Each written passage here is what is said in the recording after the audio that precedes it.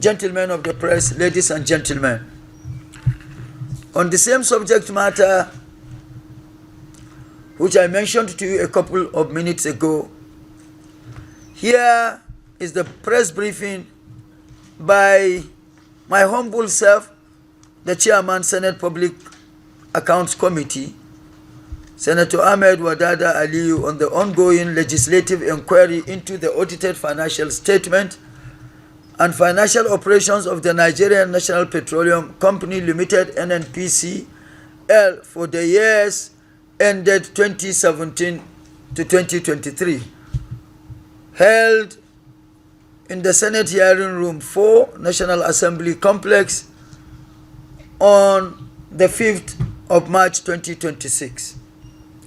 You recall that the Senate Public Accounts Committee, in the exercise of its constitutional mandate to ensure accountability, transparency, and value for money in the management of public accounts of the Federation, pursuant to Section 85, 88, and 89 of the 1999 Constitution of the Federal Republic of Nigeria as amended, and other 95 sub 5 of the Senate Standing Orders 2023 as amended, embarked on a status inquiry into the income and expenditure of the Nigerian National Petroleum Company Limited.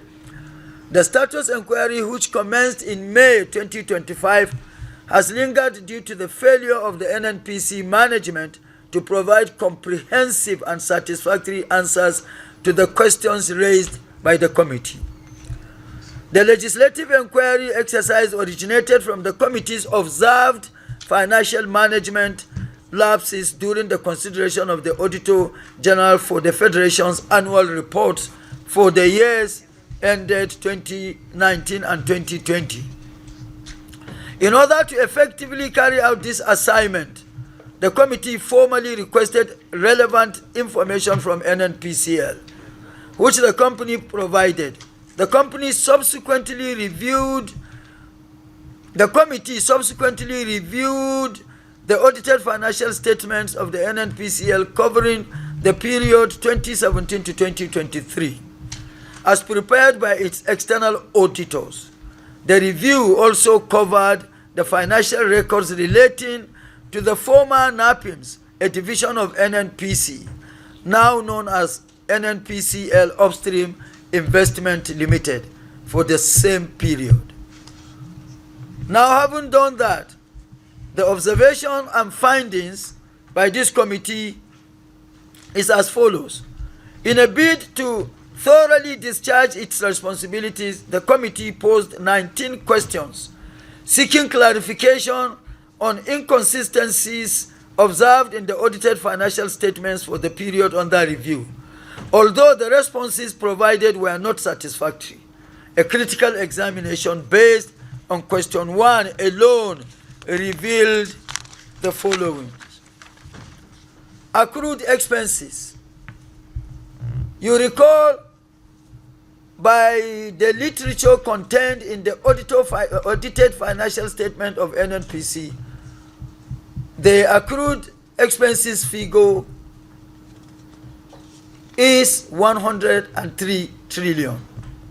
NNPCL reported in its 2022 audited financial statements that the sum of 103 trillion represented accrued expenses. These accrued expenses, according to the books, consisting of retention fees, legal fees, and audit fees accruals, whereas no figure was allotted to these items in the audited financial statement. I repeat this.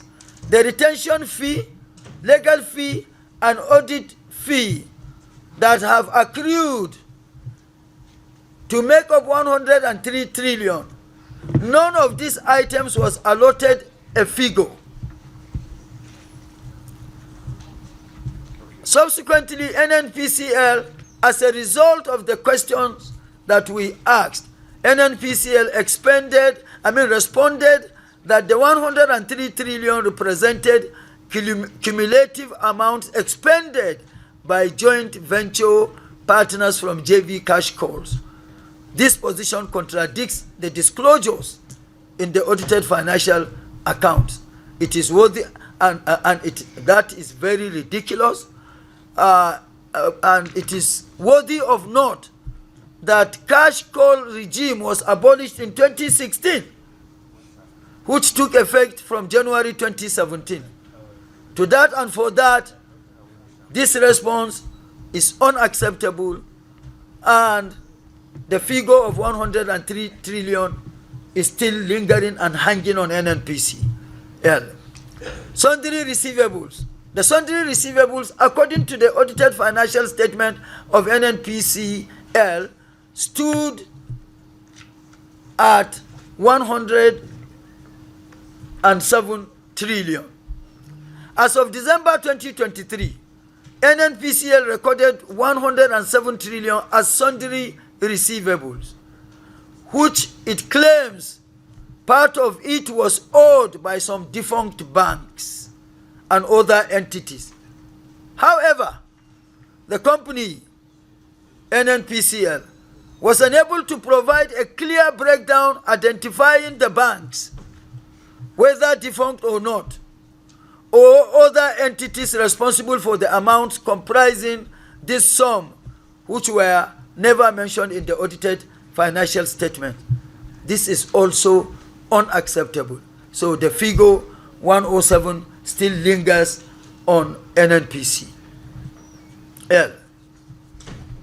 Alleged duplication of subsidy cost. The committee observed apparent duplication of subsidy deductions against the revenue due to the Federation. Subsidy costs were deducted from crude oil proceeds in the books of NAPIMS, and also from the petroleum product proceeds in the books of NNPCL, amounting to 3.8 trillion. Again, it is worthy of note that NAPIMS, as a subsidiary of NNPC, cannot have its own separate accounts from NNPC. Item 4, direct production cost. NNPCL/NAPIMS admitted charging 5 trillion naira as direct production cost between 2017 and 2021. Whereas NNPC and NAPIMS do not produce crude, thus diverting funds through over-bloated illegal cost charge against crude oil revenue. This is also unacceptable. So the figure also stands lingering on NNPC. Incorporation expenses. NNPC paid 2.9 billion for incorporation expenses from petroleum product proceeds, while NAPIMS charged 2.9 billion as well against crude oil revenue for the same purpose. This resulted in a combined total amount of 5.9 billion being expended for incorporation by NNPCL just to change the name from NNPC to NNPCL, which is unacceptable and rejected. So that means 5 billion naira is also lingering on NNPC in this day and age. Who will comprehend such a figure to be expended just to change name of NNPC incorporation from NNPC to NNPCL? 5 billion naira. In view of the aforementioned, in view of the inability of the current management of NNPC to provide satisfactory explanations regarding the identified infractions in the audited financial statements from 2017 to 2023, the committee resolves as follows: that NNPC should refund the sum of 210 trillion, being the combined sum of 103 trillion and 107 trillion, which were not properly explained to the committee, as the aggregate sum cannot be netted off in tandem with accounting principles. That because under ideal accounting principle, it would have been liability subtracted from asset. But in this case, the liability figure is unacceptable to the committee because of the contradictions in the explanations, and also the asset figure, which is the accrued receivables, 107 trillion, is also not acceptable as well to the committee. So NNPC should and must account for the two figures. Then the two figures put together make up 210 trillion. The second resolution of the committee, that the NNPCL should refund to Treasury all production costs charged against crude oil revenue for the period under review, since the NNPC and its subsidiaries, NAPIMS and Co., do not directly produce crude oil. 3. To invite the immediate past management of NNPC and NAPIMS and their auditors to be laid by the present NNPCL management to provide clearer explanations regarding how these infractions happened, which will further enable the committee to take measures that will forestall future occurrences in the management of public funds.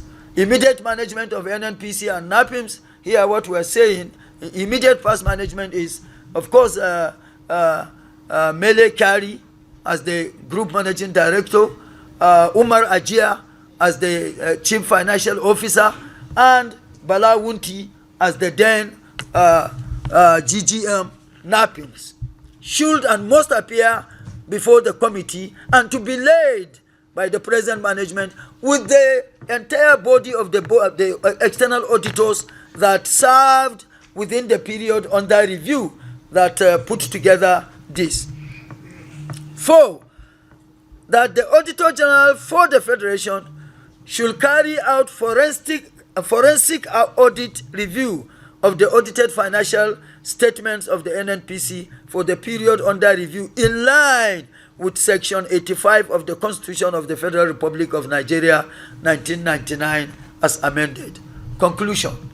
The committee will, in furtherance to the exercise of its constitutional and legislative mandate, continue to engage with relevant bodies, both public and corporate, including the media, to enhance improved public fund generation and utilization for the attainment of good governance and infrastructural growth of the nation.